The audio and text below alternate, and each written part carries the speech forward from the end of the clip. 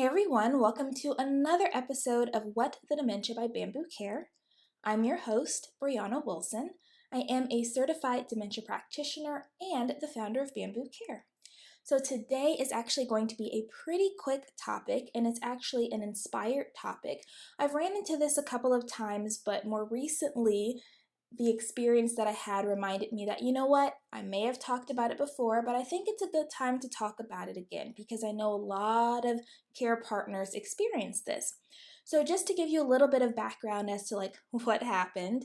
So most of you guys know that besides being a certified dementia practitioner, one of the main things I do is occupational therapy, okay? And so with this gentleman, what I was doing was a shower assessment because I wanted to make sure that while he was showering, he was being safe because sometimes he did shower on his own. And I also wanted to make sure that he wasn't having any difficulties while he was showering, okay? So long story short, he ended up needing a non-skid mat, and he really did end up needing supervision. It was really important that we get like a private caregiver or home health aide out there to help him with the showers, at least to provide supervision and cueing to make sure that he was staying safe. Okay, but the experience that happened while we were showering is that he kind of needed cues to advance from like one step to the next. So for example, after he wet his body with the water, he needed some cueing as to what was next, as far as like grabbing the cloth, putting soap on it. Once he got that part, he was good to go and he was able to get all the body parts. Now, when it was time to get his hair, something unique that he did that had never seen anyone do before is he put soap on the washcloth and washed his hair like that. And I thought, I've never seen it done before, but that works too, whatever. Didn't really think too much of it because he's like, this is how I do it. So I was like, okay, cool. Now, the next time, which was about a week later, I also observed him taking a shower, seeing if there was any other needs after I put a non-skid mat down and things like that. And we got to the hair washing part again, and I kind of just made a comment because I knew it was time for him to shampoo his hair. And I said, and I think last time you put it on the washcloth. And he's like, no, I do it like this. And then he did it the normal way where you put the shampoo on your hand and then you wash your hair. Now, either way worked, right? But this time he was like, no, I do it like this. Whereas the last time it was like, oh, I do it like this. The point is, either way, it doesn't matter.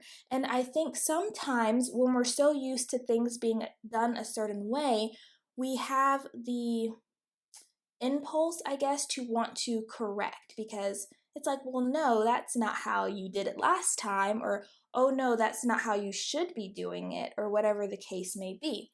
So, another example, and I might have told this story before, I'm not sure, is I had a lady, and when I had arrived, she was finishing her bowl of ice cream. Now, she did have a spoon, but I guess where she was in her ice cream eating process, she preferred to pick up the bowl and sip the ice cream like that. And the caregiver kept trying to correct her, like, no, you need to use your spoon. And she was like, I want to do it like this. And she's like, no, that's not how we eat. You need to use your spoon, kind of thing. And to me, like, it's not that big of a deal.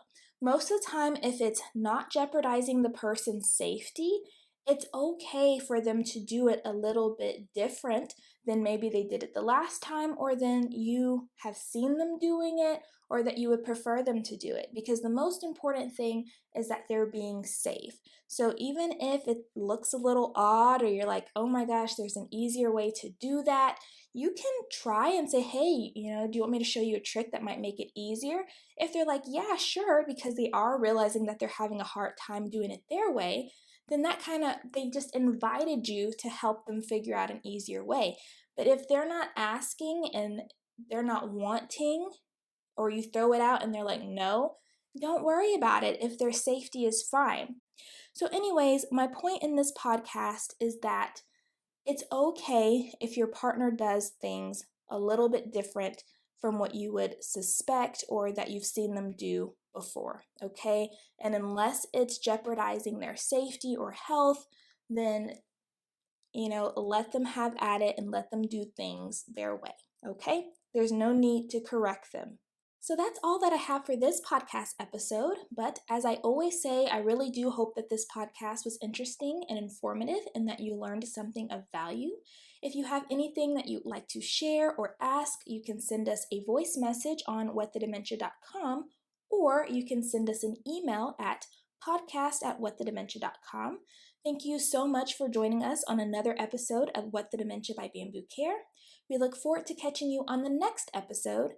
Take care, and until next time, stay strong, care on, and remember, you are not alone. Bambu Care is always here.